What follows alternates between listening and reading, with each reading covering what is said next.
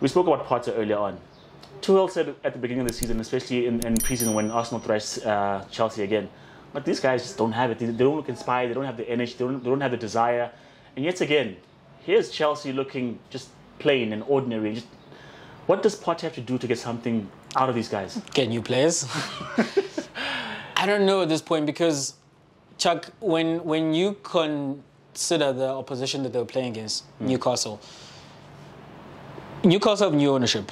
We know that they're being backed by the Saudi state. They are the richest club in the world.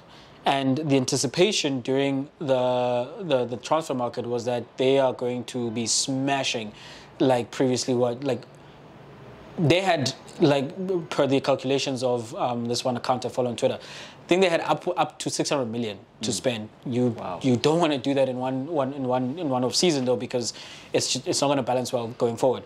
But they could have spent about 200 million. And we thought that they're going to go get everybody under the sun. You know, as we saw with Chelsea when they got taken over, as we saw Manchester City and PSG as well.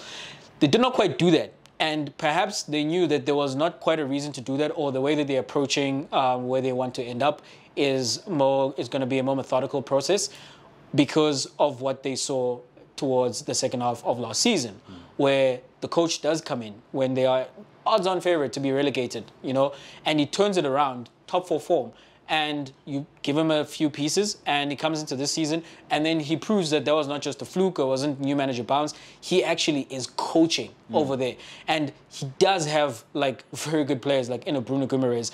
But then the work he's done spoke about the fact you look at what Almiron has become. Before he was struggling with injury, Saint Maximin looked like he was going to be a little more consistent. You know, he's always electric, but it's like he's not always bringing it in terms of contributing towards the positive result. But he looked like he was trending in that direction. Same thing with Joe Linton, where he was a flop, bought for 40 million as a striker. And then what Howe does is that he converts him into a defensive mid. And he's the rock upon which that team is built, you know. Even bringing in like the defensive reinforcements, a Pope, who we know who Pope was at Burnley, and he's just a smart buy, you know, at this point. But then if I switch to Chelsea and I compare them to that team, man for man, can you really say that they have inferior players to Newcastle?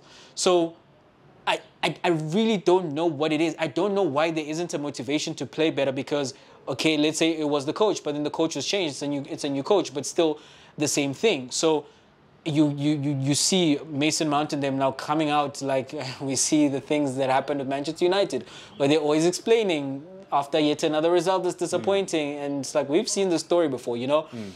But even jokingly I say it, but even if you are turning over the players, how do you go and just do that? Because they already did that. Yeah. They signed a whole lot of players, didn't work out, and they've signed a whole lot of players this the last summer, and it's still not working out. And then they've got the coach. That's 4 losses on the bounce if you count the Carabao Cup. Like this is unfamiliar territory. Like none of these previous managers since in the 20 years, have done that. So he's probably in a mess, and he's trying. Like he's changing his formations, he's changing his players, he's changing his personnel. He's trying to find a way, but they're just not at it. They're not inspired for whatever reason. Tuchel said this, and I don't know if he got fired because you can't really say this as a coach. But Ali, some coach find a way. But it is worrying for Chelsea because all of that. It didn't start very well, but they found themselves in the top 4 position. But now they're about to lose all of that because the players just aren't inspired. I mean, Fofana is injured, man. Correa is not quite the same guy. Koulibaly is being found out every other week now. Like Hausa is a good team, and they're relying so much so on Silva now. Up front, 38, same woes up front, same woes. Like they're just not giving you anything. Pulisic, Abu Havertz, and I mean, when you talk about Joe Linton who's been converted.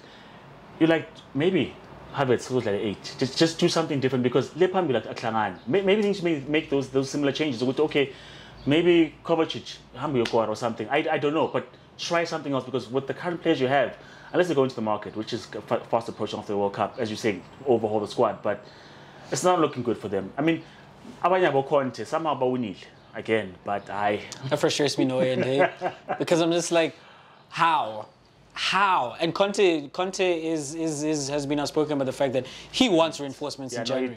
I don't know if he's going to get them, but he knows that he needs them. But for me, the question is, what are you going to do with those reinforcements? Because that tactical formation is very rigid for me. Like it does not allow for you to be very creative.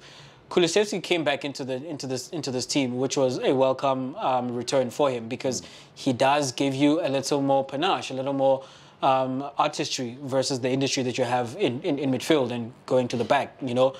And even playing that back five, you're considering 3 at home. And Leeds United should have held on for the win there. Should have held on for the win. But you know what? For whatever reason, Conte and his Spurs team are Houdini. They are able to just come out of tight spaces when they're playing at home. I really don't know how they're doing it, but they are doing it. Yeah. You know, one of the reasons is because they've got one of the best strikers in the world. And he continues to prove that. Without Heung-min Son, this is what I've been saying, that like once again, this is a Harry Kane stand account. Like I love Harry Kane.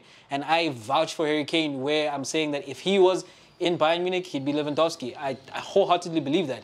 And once again, as I'm saying, without his running mate, he is continuing to be who he is. And right? you see how much work that Kane is doing, like off the ball, dropping deep, just to get something going. And then he's also getting at the end of things.